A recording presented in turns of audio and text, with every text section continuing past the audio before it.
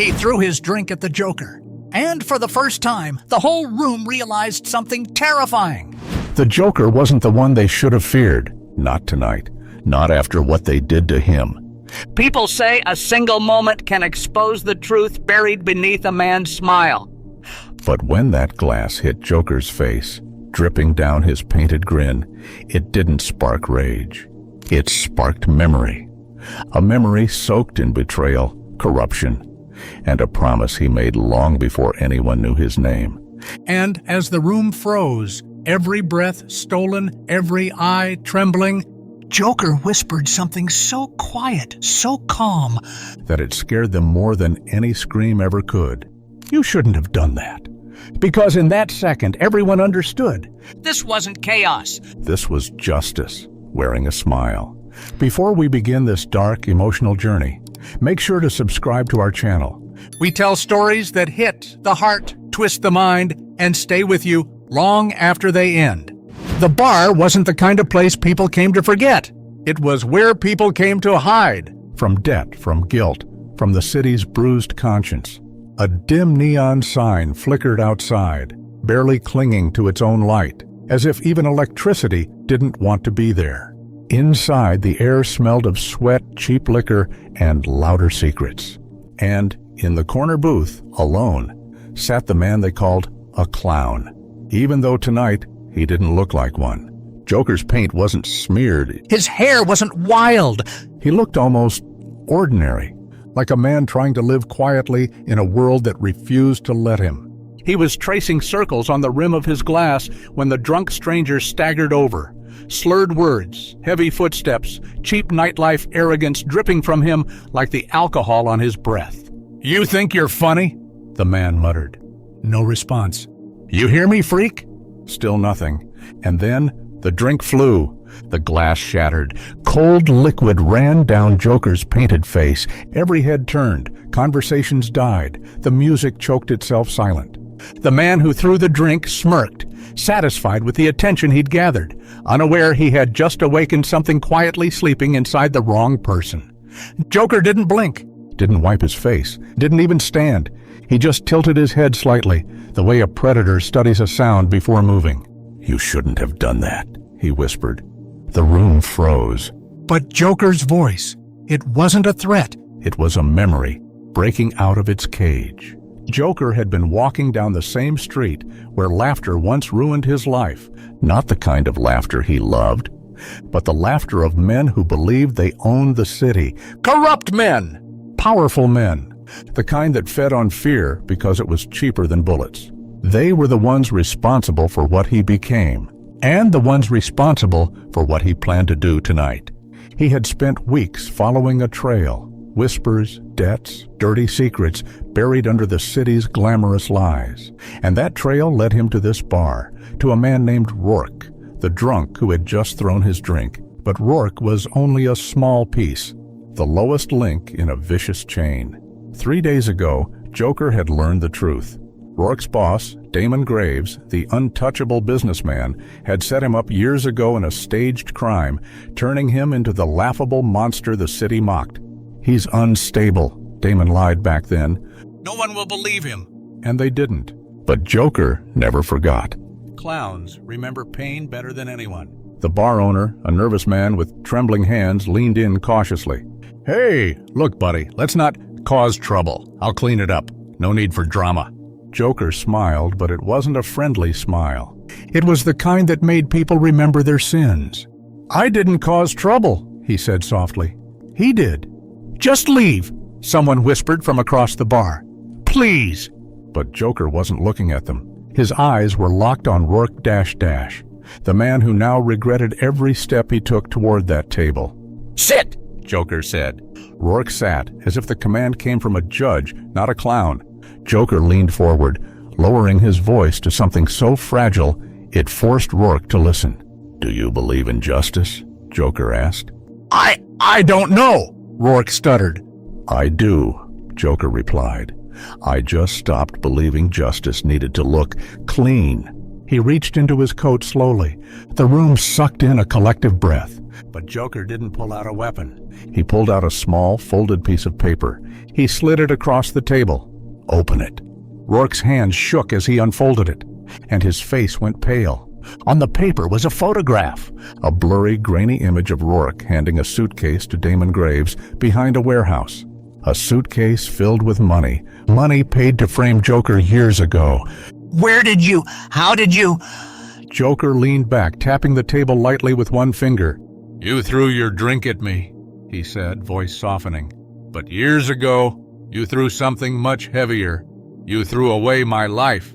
Rourke began sweating, choking on words he couldn't form. "It wasn't my idea," he whispered desperately. "Damon made me. I swear. I didn't." "Shh." Joker raised a finger. "You think I care whose idea it was?" A long silence. Rourke's breathing grew shallow. "What do you want from me?" he finally asked. Joker's smile faded, not in anger, but in something like sadness. "I want you to help me finish what you started," Joker said. "A story doesn't end with one villain. There's always someone bigger." Rourke's eyes widened. "You're going after Damon?" Joker nodded slowly. But first, He reached out, gently lifting Rourke's chin the same way a teacher corrects a child. "You will tell the truth, every bit. And if I don't?" Joker smiled again, soft, almost kind. then your story ends tonight. The room felt colder. Someone whispered a prayer. Even the neon sign outside seemed to dim. Rourke gulped. Okay, I'll talk." Good, Joker said, because the night is just beginning. He stood up, wiping the last drop of liquor from his painted jaw. Then, just as he turned to leave, the door burst open. A man walked in wearing a black coat, rain dripping off him.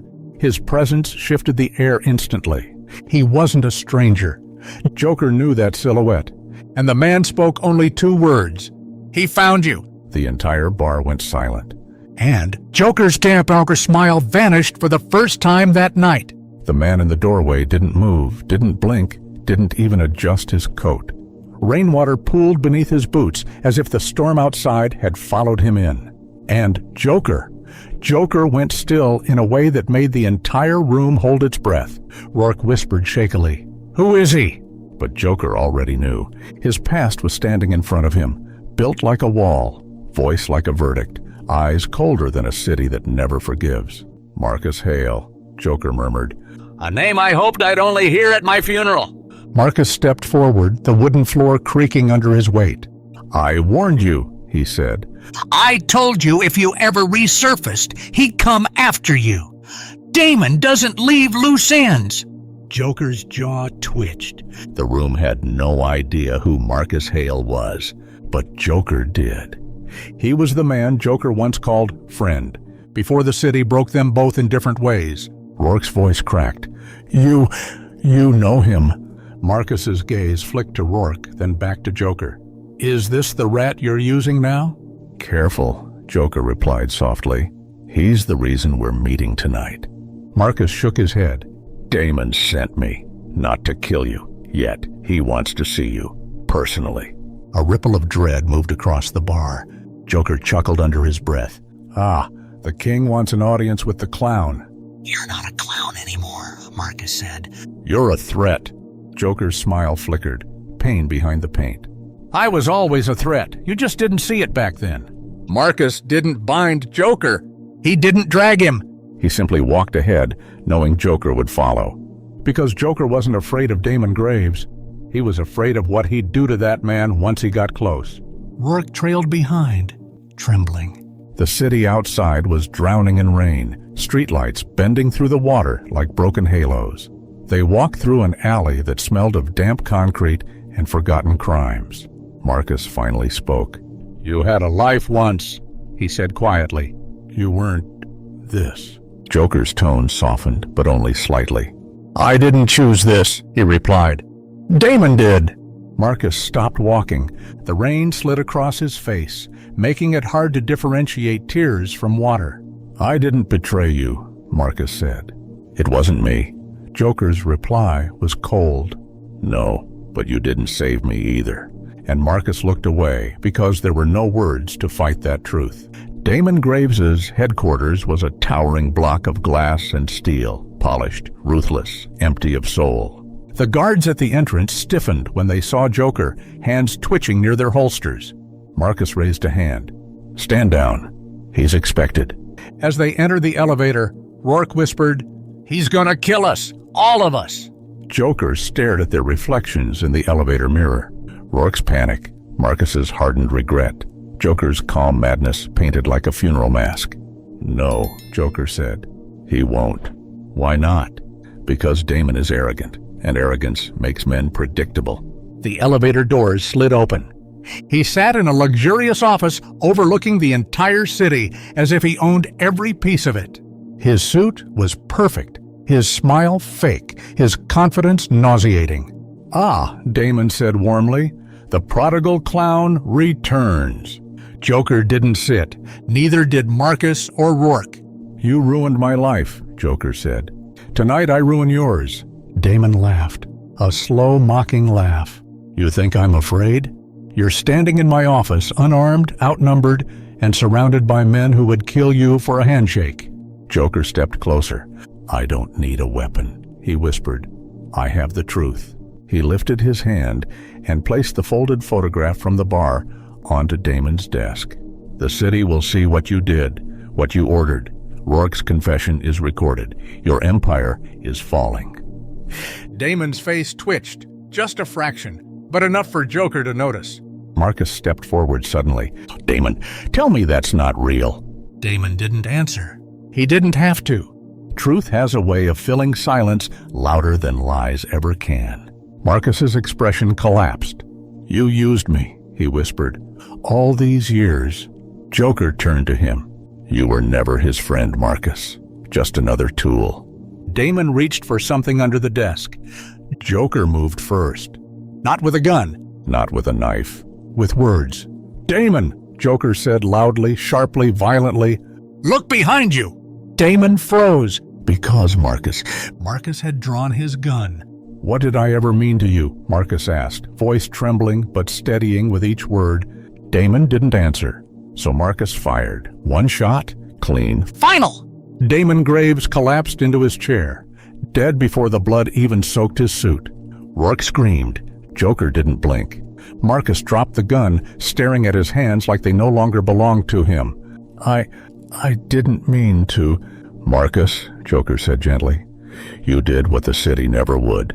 And then, Sirens wailed in the distance. Marcus turned to Joker, panic rising. they'll blame me. I'll go away forever. "No," Joker said softly. "You won't." He stepped closer. "You're not going to prison tonight." Marcus's voice cracked. Then where am I going? Joker lifted Marcus's hand, the one that fired the gun, and closed his fingers around the weapon again. "To freedom," Joker said, "because you're going to run." Marcus stepped back. "What about you?" Joker's smile grew tragic, poetic. "I don't run. I walk into chaos. Someone has to." And before Marcus could plead, beg, or argue, Joker slammed the fire alarm. Red lights! Screaming sirens, sprinklers raining from above like a second storm. Rourke bolted for the stairs. Marcus hesitated one last moment. "Why are you helping me?" he whispered. Joker's eyes softened just enough to reveal the human inside the monster. "Because everyone deserves one last chance," he said. Even me! Marcus ran. Joker turned toward Damon's lifeless body, Water dripping down his painted smile. and whispered, "Justice, even if I have to laugh through the pain." The police burst into the building, and Joker raised his hand slowly, not to surrender, but to finish the story on his terms. His final words echoed through the room as they aimed their guns. He threw his drink at me, but Damon threw away my life. I just returned the favor. The screen cuts to black. If you enjoyed this dark, emotional journey, make sure to subscribe to our channel. Your support helps us bring more gripping, mysterious stories to life.